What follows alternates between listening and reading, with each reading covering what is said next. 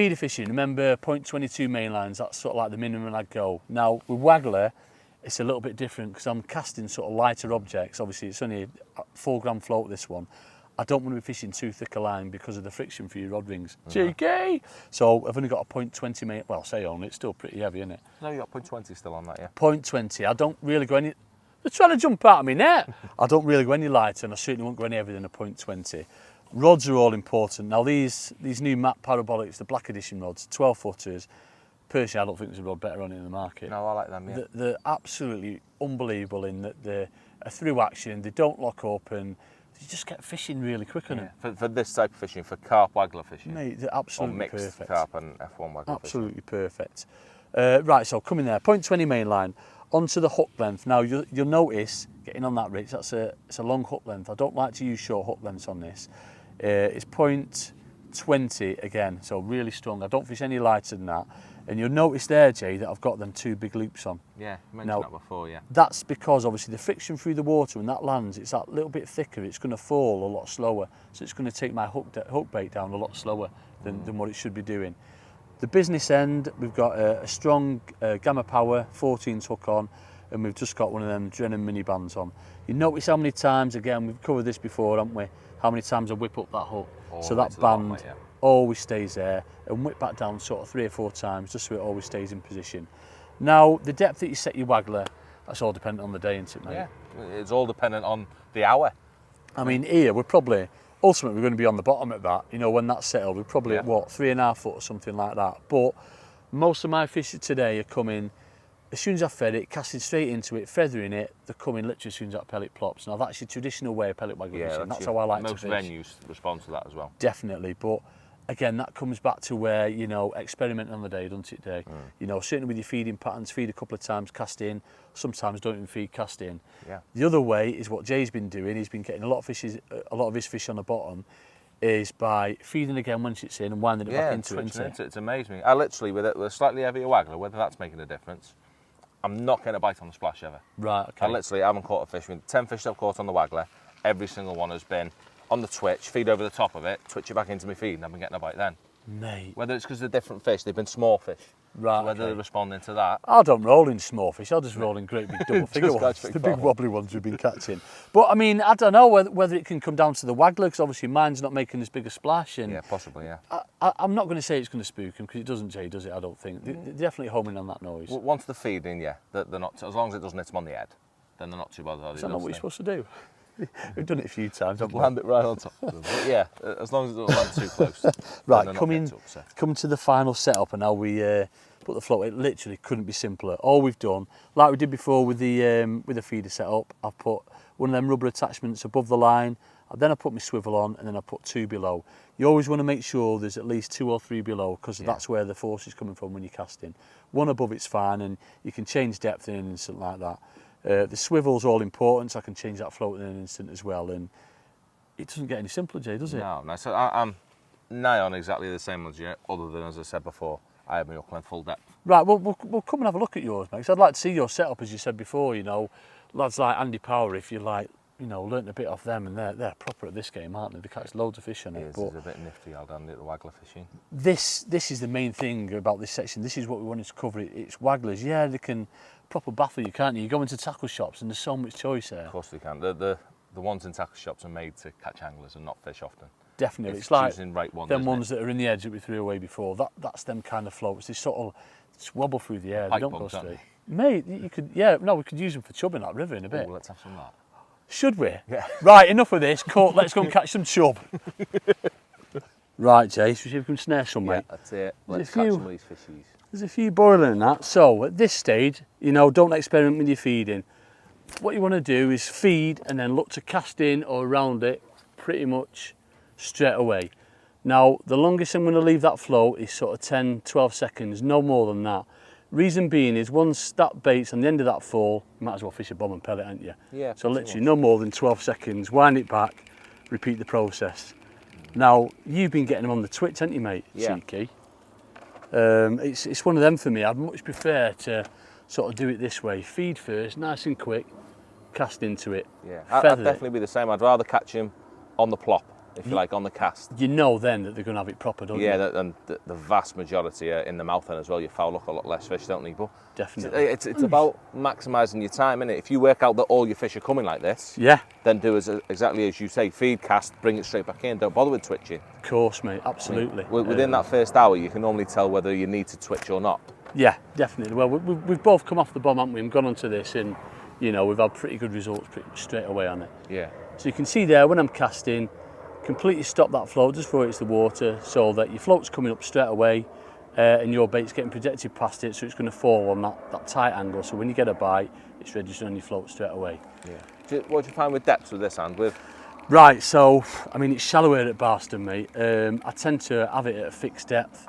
If they're coming really shallow, I put sort of like a smaller float on and obviously shallow up that way. But yeah, I found just setting it at sort of 3.5 foot is always worked for me on these sort of shallow venues. Yeah, that's sort of the depth in it. 3 to 4 foot seems to be the Definitely. Well, saying that, I'm saying depth.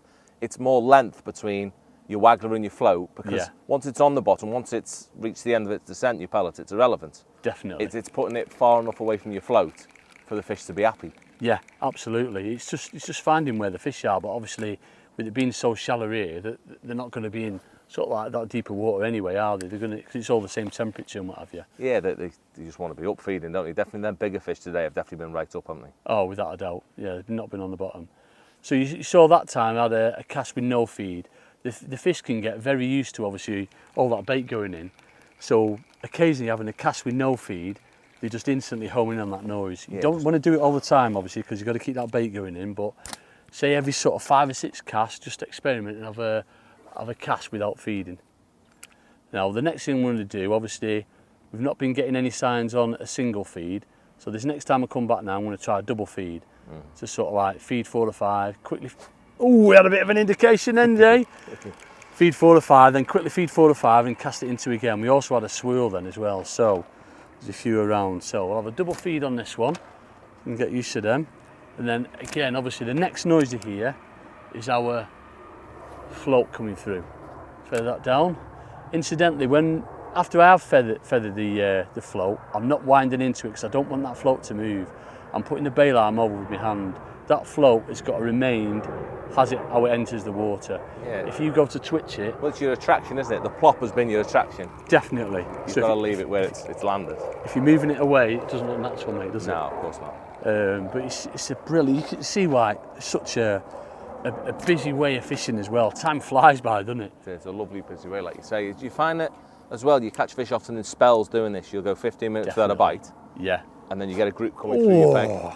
Yeah, without a doubt. And again, that's a case in point why it works so well in conjunction with the bomb or a method. You can just sort of like nip back on the bottom and, you know, try and see if there's any there, sneak a few whilst you're priming them for shallow again. Yeah, it's definitely. So I mentioned that before. It's such a similar way to fishing as to feeding up and down on a pole. Yeah. You have to have the same principles in when you're feeding compared to which method you're fishing, whether it's bomb or waggler. Yeah, stop it. You just fish shallow this time of year, mate. Everywhere's 14 inches deep on the pole. What's up with you, man? And it's the same on this, isn't it? They're just, this time of year, when the weather's like this, they don't really want to be on the bottom, do they? They just want to be up in the water. Want to be up competing, don't they? Now, obviously, it can be like really fast and furious, can't it, Jay? You can get loads of fish in a short space of time. But other times as well, you know, not necessarily like this, you can just start on it, but it can be that, as you said before, you just get a swarm of fish coming through, you catch 5 or 6, but you can do sort of like 60, 70, 80 pounds in that it's a notoriously big fish method, isn't it? Definitely. So it's not many bites. If you're looking at a typical 5-hour session with £100, you're looking at nothing. You're looking at 4 or 5 bites maximum an hour. Definitely. No, you can do such a big weight in a short space of time. It is absolutely brilliant. I mean, it's all going fine to me. You know, I'm not overexerting myself with how I'm feeding the pellets. They're at sort of like my range. I don't want to sort of put a bigger float on and chase them further out. I'm just fishing. You just make it more difficult for yourself by doing so, innit? There we go. We're into one. So that was obviously you saw that. That was off no feed. Yeah. I could see that'd there's a been few quite a fish while there. then as well, hadn't it? That'd reached I was just about to pull it back. Cheeky, Yeah. and then it's gone, mate. It's gone onto it. We snared it. Feels a nice one as well, mate. Might be sort of like 2 or 3 pound bracket. So again, for all of you those watching, when I'm playing these fish, you've got to keep it nice and low. It's a bit difficult here, obviously, with these reeds, but keep it. Oh, and it's fell off. It's fell off. I think that was in the mouth as well. It looked right, didn't it? But you know, it happens. You know, it's just one of them things. Tell you a little sneaky thing I do to keep my pellet on a lot better. So then pellets pinging off now and again. Yeah, go on, mate. I've always got a little hacksaw blade, mate. And I have a little tiny tub on my side that I've just got 2 little grooves in just my hooker pellets. You are always thinking, aren't But you? I just do it while my missus is watching something on the telly. I'll just sit there and I'll just groove away at my pellet. Hack away at pellets? Yeah, tie some hooks, get groovy with some pellets. It just keeps them on a bit better. What do you reckon, Rich? It's a different league, that, isn't it? I'm just getting boring and old now, aren't I? It's different league. Well, everyone else is in pub. I'm sat there grooving pellets. Or... Nice, mate. Different league, that.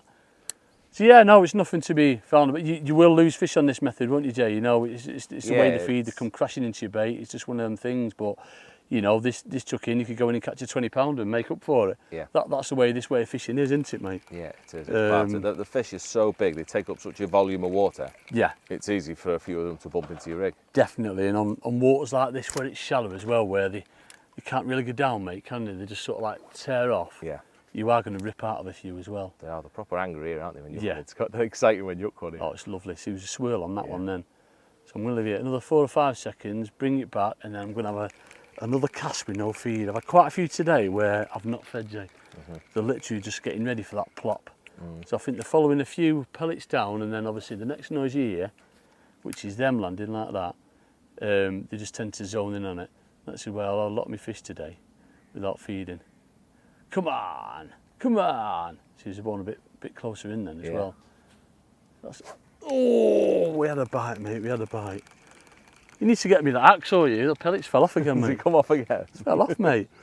But obviously, the way we're doing it, you know, it's so quick. It doesn't. Yeah, there's no messing about. Deserve into it, does it? But yeah, hacksaw, mate. Never thought about that, see? You know what I mean? So I do it a lot more with the Waggler. It helps, but it's the confidence that my hook bait's on if I'm casting a long way on a bomb. Right, okay. Just so I know if I'm leaving it in the water for a long time with a pellet on. Get it super glued, man. What's up with you? So again, I've gone back to double feeding then. You know, it's just trying to determine what the fish want on the day, really. We've had that bite already, obviously with no feed. But the fish are definitely coming into it. You can see them swirling. Yeah, there's a few moving about, and like there's no constant either with your feeding. Is if you do even once you get a little spell of fish catching them in the same way, feeding, say whether you're double feeding, catching a little run of 5, it doesn't mean that's the only way of feeding all day. It'll quickly change. It'll definitely change. No, it does. And that's the beauty of this. That's why we love the method so much, isn't it? Because it's constantly changing. You've got to be on top of it all the time, and time just flies by, mate, doesn't it? It's just shallow fishing on a rod, isn't it? Oh, mate, stop it! It's exciting. How dare you? How dare you? Right, so I'm gonna have another chuck with no feed this time. See if I'll have it. You notice I'm not changing depths as well. I mean, obviously, if it was deeper water, we've touched on it before, didn't we, Jay? If it was deeper water, I'd probably be changing my depths.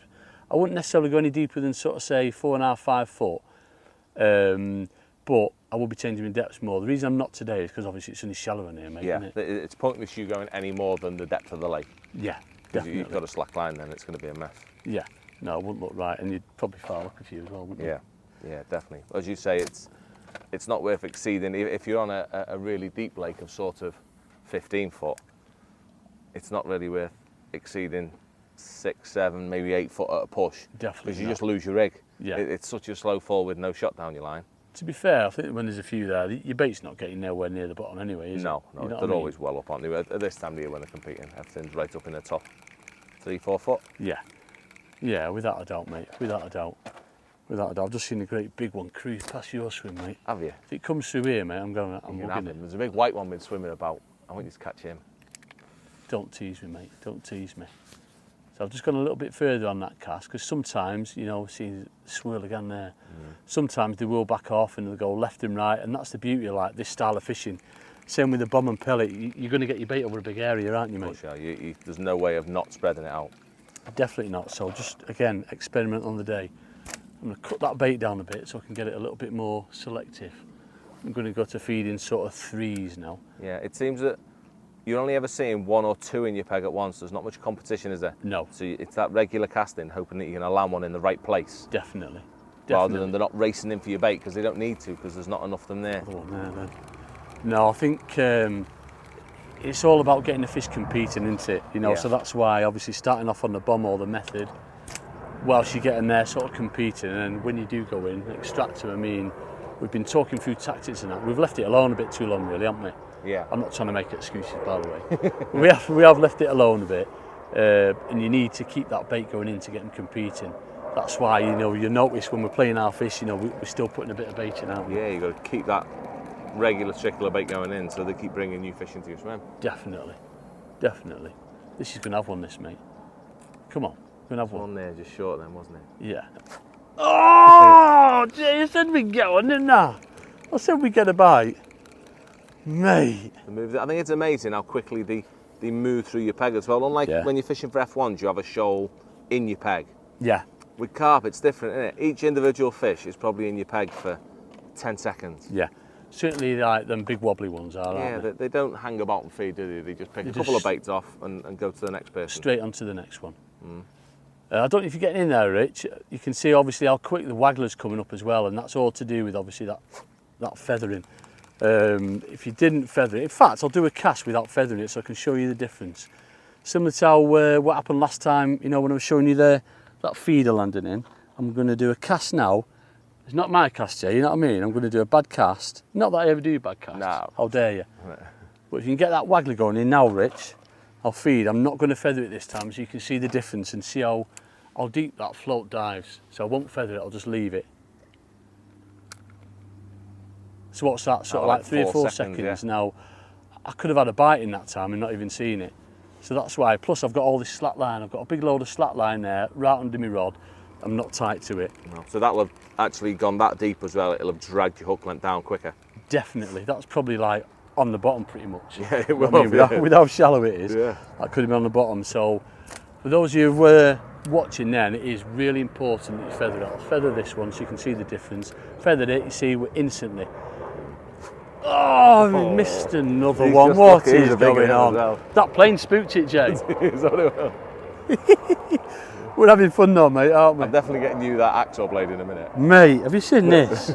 I think my band's getting a bit slack because we've had a few fish Getting on a it. bit old. I think I might have to change hook length. There's a few there now though, Jay, isn't there? Yeah. There's a few there now, mate. Get them competing. Come on, me beauties. This time. Oh, there's one, mate. We're having him. We're having him. Yeah, he'll have it. He's got it. He's got it. He's got it. Whoa! I think we hit him on the head, mate. And that's the trouble that we're having. There's only 2 fish coming in now, isn't there? They're not competing yet. There's a few around, but they're not coming in competing, mate. There's another one there now, big swirl there. We're going to have him this time. I don't know, I prefer it as well when it's flat calm waggler fishing. It's weird compared to pole shallow fishing that I'd always, in most cases, I'd rather have a ripple. Again, that's the beauty of Waggler, and it's irrelevant because obviously there's nothing there to spook him. Yeah. You can keep it nicer when it's calm, can't you? Definitely. When it's calm, you can get that tight line. I know we have missed a few bites, but usually when you direct into them with that tight line, I mean, personally, obviously, it's always better with a bit of cloud cover, isn't it, mate? But yeah, this style of fishing, I think wind's irrelevant, no matter how windy it was, because your float's not in there long enough, is it, mate? Yeah. You know what I mean? No pole It's waving above them. not going to make a blind bit of difference. In fact, sometimes I think it helps with a bit of a ripple on. You know, it does tend to keep your line under a bit of tension. Right. But you know, there's a fish right at the back of that as well now. Right, another cast with no feed, Jay. We're having it, mate. We're having this one. Be a big dirty ghosty it is, mate. Have we got ornamental challenge going today? We're going to go back in the fountain where you fished last Got time. ornamental challenge going, mate. Absolutely. We're doing it. Yeah. He's in the mouth. Job. Yes. What's That's that? proper on then. Had it on the splash on it first time then. It's first time. Farlott's couple, haven't we? Are we going, Rich? Yeah, we Farlott's couple. That's the first one that's had it proper though. A bit funny, that bomb seems to be at best today, Jay, doesn't it? Yeah, But it's it's definitely a bomb day, isn't it? like now with this ripple on, that's when it's had it, hasn't it? Proper. Yeah, definitely, isn't it? This ripple's come when one's had a proper bite. Yeah, definitely. I mean, there's loads of fish out there, isn't there? Swirling everything. Making a fool of me, them fish. They're making a fool of me. But it's important as well how we're playing them, innit, Jay? Keeping everything nice and low. Yeah, take your time with it, mate. There's Never no want point to pulling lift your them, is eye. it? Just- Well, we like giving them a bit of stick, don't we, mate? So the size of them, there's no point, is there? This No. is going to be 8 to 10 pounds. All right, don't put pressure on, mate. That's about 2. Come on. Bit angry. Where's he going now? What have you done? Have you just stood up or something, mate? He's going nuts he's now. going to the bar. The match is on in a minute, so he's going to watch it. Oh yes, the all important. Dark fruit should be flowing later on. But yeah, obviously, again, you know, make sure you just take your time when you're playing them. Match conditions again, make sure you keep a little bit of bait going in to keep them in your swim, because we don't want people like this man next to me nicking our fish, do we? Don't want that, Jay. So the reason we're playing them low is obviously so the fish come up high in the water. As soon as you put direct pressure on the fish from above, it's going to go nuts the opposite way. I think I'm going to get ready now, Jay. Get ready, easy playing. I think I'm going to get ready, mate. I am. I'm going to get ready. Yeah, we've wobbled him in. Done. That was about that then, mate. That's what we come for, innit? Yeah, he's a proper one, mate, isn't he? These big wobbly ones. That's what we come for. He's a nice one, actually. It's £3 or £4, mate, isn't he? Right. So let's unhook him. Put that in there. Let's turn round and show these lovely people here, mate. Let's have a little What pose you with can that. expect on the pellet waggler. He's a bit angry, Rich. He's a bit angry. Nice and lean, aren't they, Jay? Because they're like spawned so many times this year, aren't they? Yeah, so they're Just fighting like so hard, isn't it? proper angry. Look at that beauty. Yeah. Right then. I think we'll call that our last fish, Jay. What do you reckon? I like that. Go to the bar? Time for pulp. Yes! So this one's going straight back. Well,